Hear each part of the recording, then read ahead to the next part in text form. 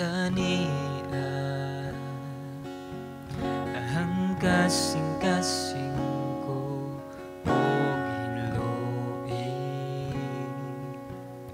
sa mga pulong mo pasiloa ang akong mga sala ang kinabuhi ko himo ang bago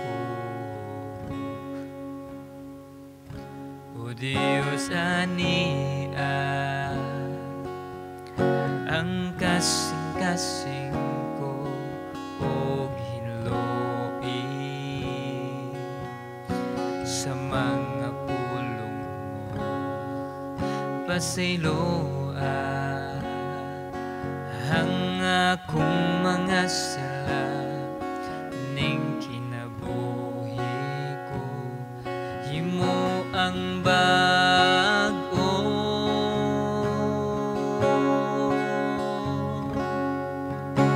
ayaw akong isalikuay ug ayaw ipahilayo kanako ang imong Espiritu Santo ihatag kanako ang kalipay tungod sa kaluwasan nga ihatag mo kanako ligona og himo ang masinugtanon kanimo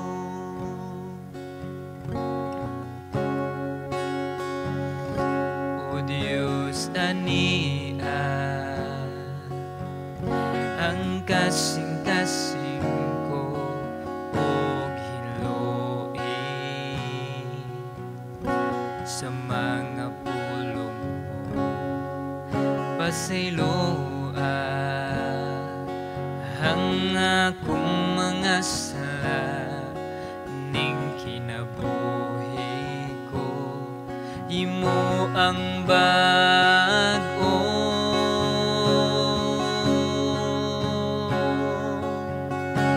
ayaw akong isalikuay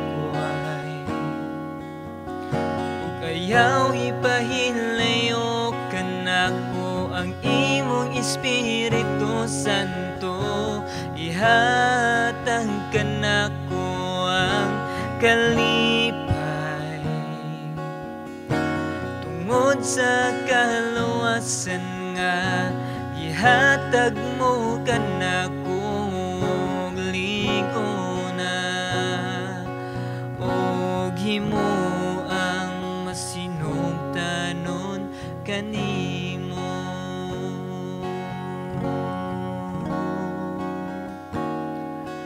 og himo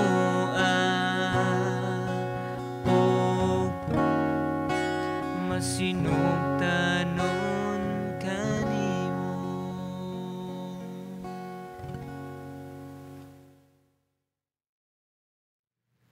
Mayong adlaw natong tanan. So pasalamaton ta sa Ginoo nga laing adlaw na pod nga gihatag kanato din makatuon ta sa ihang pulong. So karong kadominggohon kay atong gi-celebrar ang gitawag og Thanksgiving Sunday. No, kasagalan gi-celebrar ni siya sa western nga part sa kalibutan but then ni-adapt ta. But nindot ni siya nga mahimo po siyang avenue nga maka atong ma-display or atong mapakita sa ubang tao ang ato ang pagka mapasalamaton diha sa Ginoo siyang gibuhat nga nato. So karong kabuntagon ang ato ang mensahe about sa pagpasalamat nato sa Ginoo. Og magbasa ta og usa ka narrative story nga makita nato dira sa Lucas 17:11 kutob sa 19.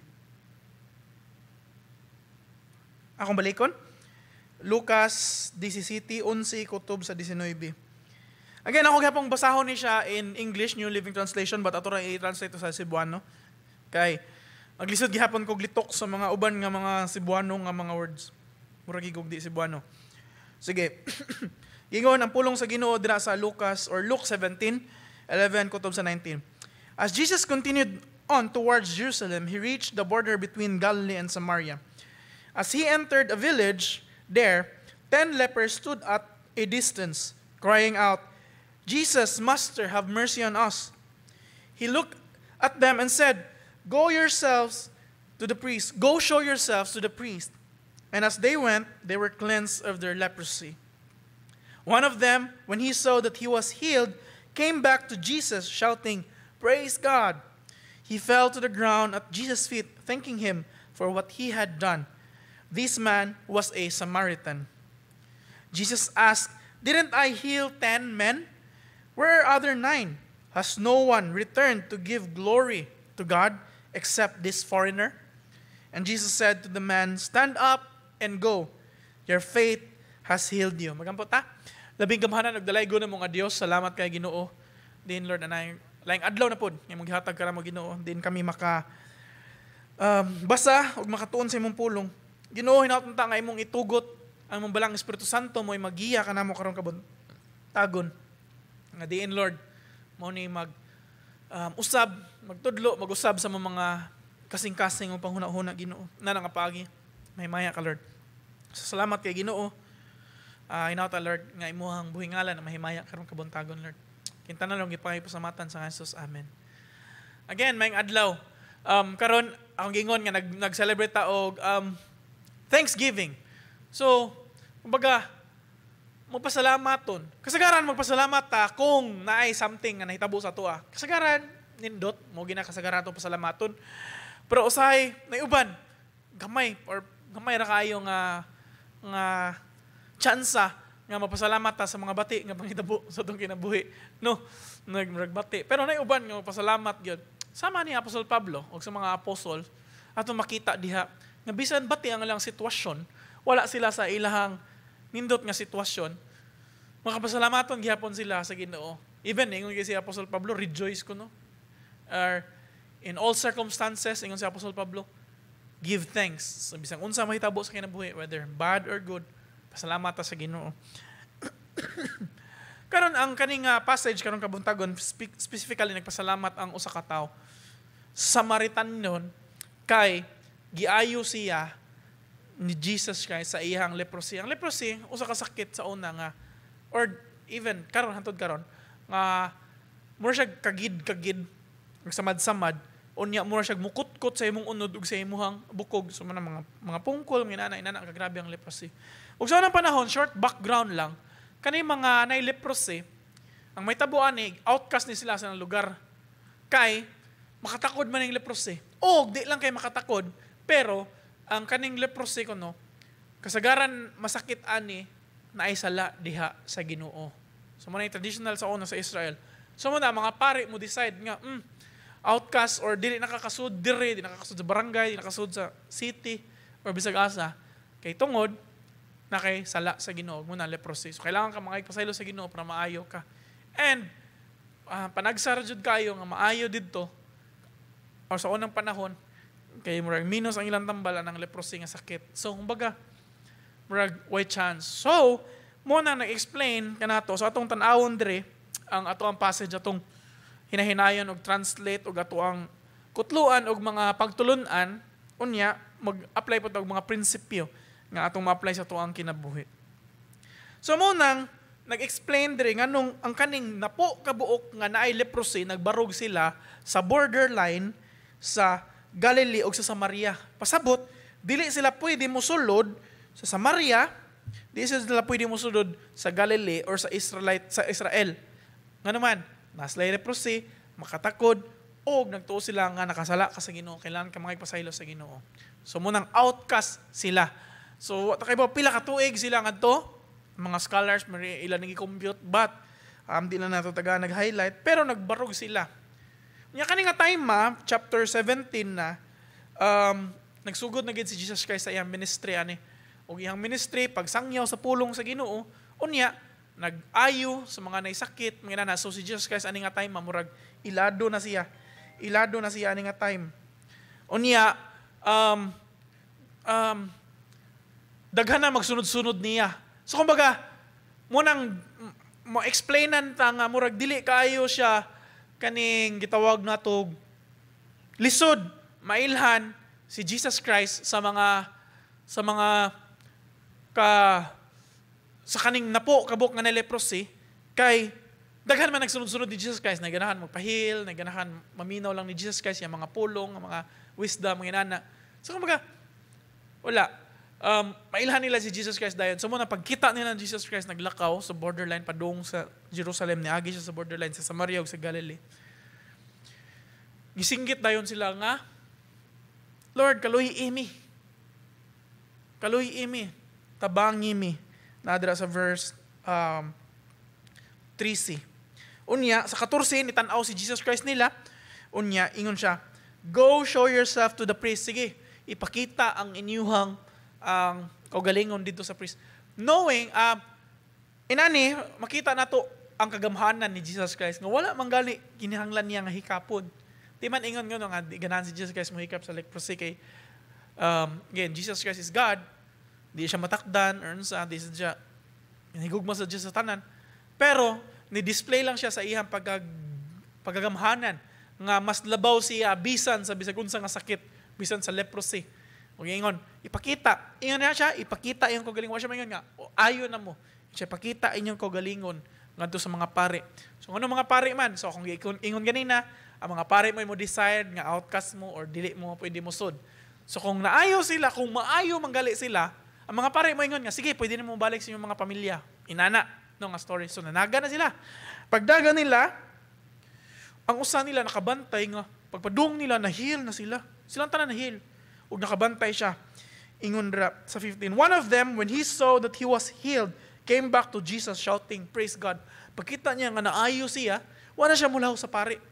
Nibalik dayon siya dira ni Jesus, kung nisagit sa, praise God.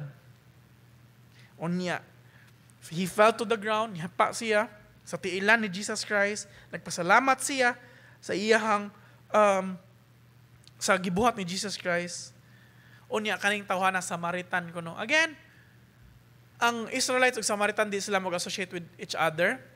Kay kaning mga Samaritan, crossbreed ni sila. Sa una, sa Old Testament, di gina-allowed nga magkuyog sila or ang mga Israelites mo crossbreed or makigminyo sila sa lain nga race. Kaya nga naman, masaglan sa laing gods. Like for example, mga Palestines, mga inana. So di pwede. So kaning mga taga Samaria, gilahi sila, kay daghan mo Ginoo, gilahi mo kami, among God, maoran ni nani. So di gina sila mag-uban. So na shock si Jesus Christ.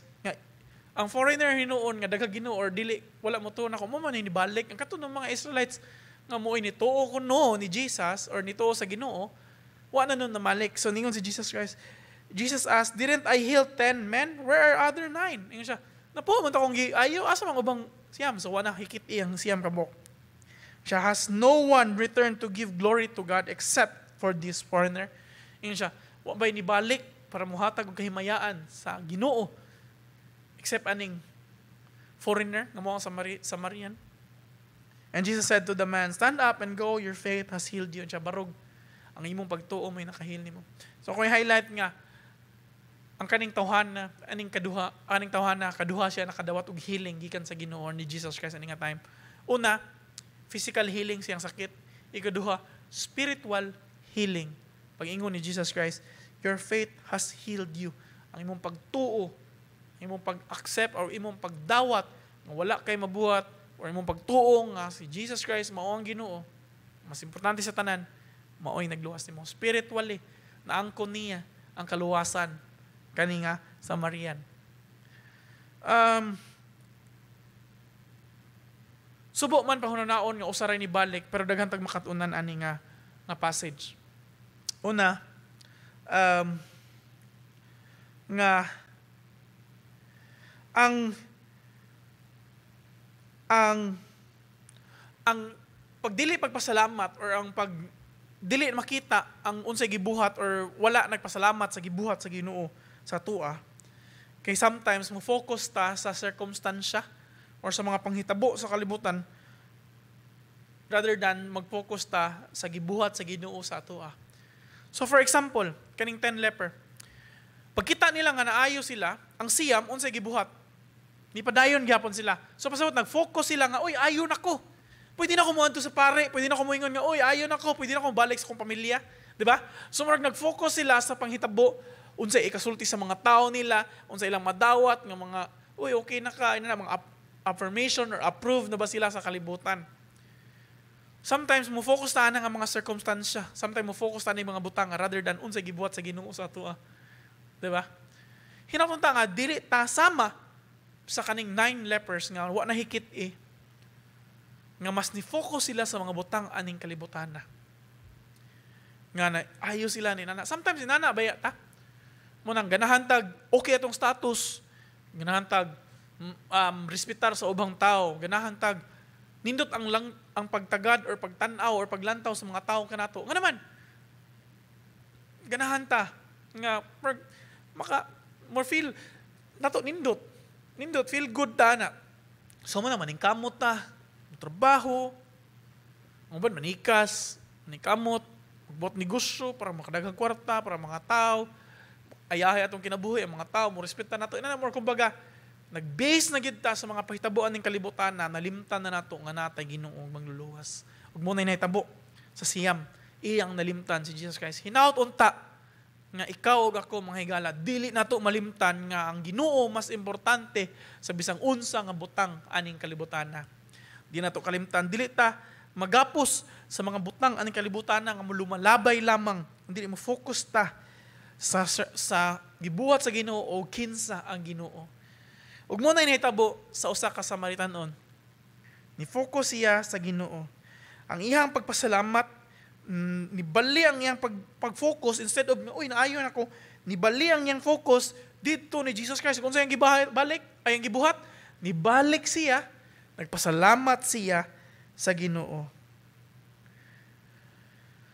O gato makita diri nga ang Samaritan yun, outsider, dili siya Israelites, pero nag-display siya og exceptional or display siya pinakanindot nga pagtuo og magpapasalamaton nga kasing-kasing og ni bunga kana og pagsimba og pagdayeg.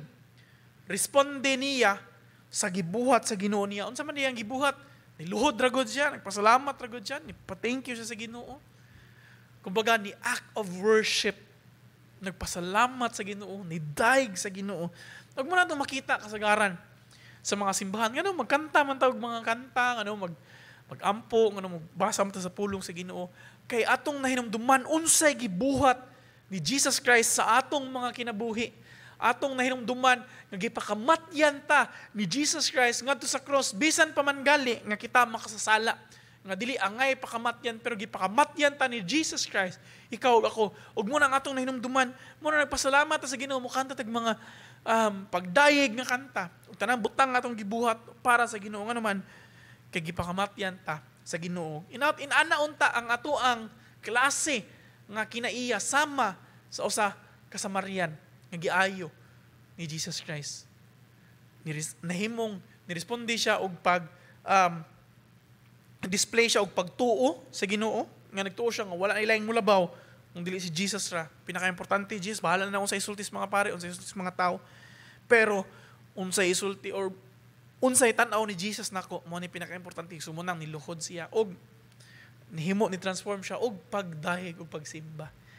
Nga mga igsuon nga sama sa Samaritanon, inaana ang ato ang kinaiya diya sa Ginoo. Dili unta ta sama sa siyam nga nagapos sa mga butang aning kalibutan na. Kung dili ato i-shift, atong ibalhin ang ato ang focus diha sa Ginoo sama sa Samaritan. Atong hinumduman mga higala, based sa atong makatunan na nga passage, nga ang physical healing, ang pag-ayo sa Ginoo sa leprosy aning tawhana, temporary lang. I know nga sometimes natin mga sakit, natin mga gipangayo sa Ginoo, aning kalibutan na, like, Lord, may tag ma-bless akong trabaho, hinaton Lord nga makapasar ko sa akong exam or bisag unsa atong ipangayo sa Ginoo. Ay ang Ginoo makahatag ana, pero di na mao ang pinaka-importante nga butang ng kalibutan na. Kung gihatagan ta sa Ginoo, praise God, mo na ang blessing nga gihatag, pero ayaw kalimti ang naghatag sa blessing ug mao na si Jesus Christ nga maoy pinaka-importante sa tanan. Hinata dili ta sama sa siyam nga Ni-focus sila ni mga butang nga. Kay nga naman, kay healing, blessing, or bisag unsa nga butangan ng kalibutan na, lumalabay lang. Pero, ang ato ang relasyon diha sa Ginoo, ang spiritual healing nga mo'y nadawat aning usa ka Samaritanhon, kay nibalik siya og ni dawat siya o iyang gi-accept. Iyang gituhuan nga ang Ginoo may pinakaimportante, mo'y nakadawat og spiritual healing. Nga mo'y nag-abli sa iyang mo'y nag-abli sa iyang relasyon nga mabalik, iyang relasyon diha sa Ginoo nga nabalik. Iyang nakita hinaut ta nga sama tani nga Samaritanon nga ato makita nga mas importante ang Ginoo. Labaw sa tanan bisag unsa nga butang aning kalibutan nga anuman kay mo ning butang nga dili mahanaw. Again, blessing bisag unsa tumadawat aning kalibutan na, even healing lumay-labay lang. Kaning siyam pag adto nila bisan na heal sila okay pare, sige okay na mo, balik mo sa imong pamilya. Basin celebrate sila dito nga, oy nabalik na akong papa or nabalik na bisag kinsa anak. Unya, maybe ni-celebrate sila pila ka years. Nasakit, or maybe na-healthy sila, namatay sila na. Pero, tanaw na to, nilabay lang. Same rin sa tuwagod. Salamat taron na Ginoo nga, uy, birthday na ako, uy, nakadaog ko ani, nani, uy, okay akong business, uy, okay akong trabaho, na. Pero, na to, nilabay ra gyud na siya tanan. Pero, ang ato ang relasyon diha sa Ginoo mo'y walay katapusan. Ang kinabuhing dayon, walay katapusan, nga itong makita, diha lamang ni Jesucristo. So kalimti, or i-celebrate ang mga kadaugan diri sa kalibutan, pero ayaw kalimti. Ang kinsay naghatagan ng mga kadaugan, maoy, mulungtad, hangtod sa hangtod. So inatunda sa ato ang mensahe karong kabuntagon na maghatag or maglamdag sa itong hunahuna, nga magpasalamat ta sa Ginoo sa mga butang nga gihatag kanato, pero di nato wag tangon ang atong focus niya nga mo'y tinubdan sa tanan, nga mo'y pinakaimportante nga butang. Bisang unsa man, walay makalabaw ani nga kalibutan sa iyahang kamaayo o sa iyang himaya, sa iyang gugma o sa tanan nga karakter nga naa niya, nga naa ni Jesus Christ. Pagkampo ta, daming kamahanan og dalaygo ng mga Dios. Salamat Ginoo. Din Lord ning dakman ning kaadlaw Ginoo nga din Lord yami naga tuon si mong pulong, hinumduman na mo Ginoo nga mas importante ka sa tanan. Mo pasalamaton mi sa mga butang nga gihatag ka namo, pero di na mo malimtan nga ikaw ang tinubdan aning tanan Ginoo. Hinota Lord dili mi sama sa siyam, wa na hikit wala na. Kay ni-focus sila sa mga butang aning kalibutan na. Hinota Lord sama mi sa kasamaritan nga dili mo care sa bisag unsa nga butang aning kalibutan na, kun dili sa imuha lang ang focus, imuha mo daig sa imuha, nangitao na mo, saan na mo paghimaya ka sa mga kinabuhi, Lord. Salamat kay Ginoo, si mong pulong hinata, Lord, di lang ni another message ka mong na dunggan karong kabuntagon, kundi hinata, Lord, maghatag nig kausaban sa mong kinabuhi, pinagi sa mong balang Espiritu Santo. Ina ng pagi, Ginoo, mahimaya ka. So, salamat kay Ginoo, kita na lang ipangay pasalamatan sa Jesus. Amen o Amen.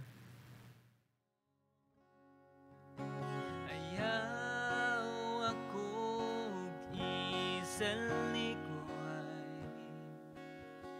ug ayaw hipahilayo kanako ang imong Espiritu Santo, ihatag kanako ang kalipay tungod sa kaluwasan nga ihatag